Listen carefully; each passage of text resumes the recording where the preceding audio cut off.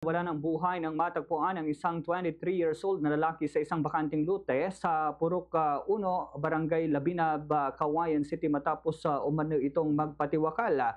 Kinilala ang biktima na si alias J, 23 years old, residente ng naturang barangay. Batay sa salaysay ng kanyang pinsan na si Dante Alipio sa naging panayam ng Bombo Radyo Kawayan na diskubre ang biktima alas 2 ng madaling araw, May 17 nang mapansin nito ang tila nakatayong tao sa likurang bahagi ng kanilang bahay.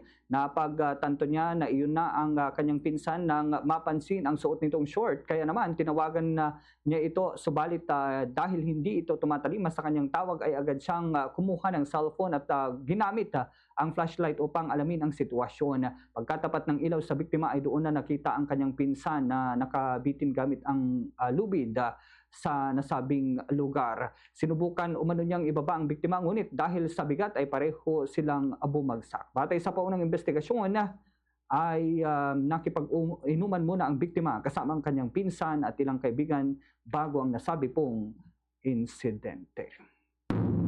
Fast Radyo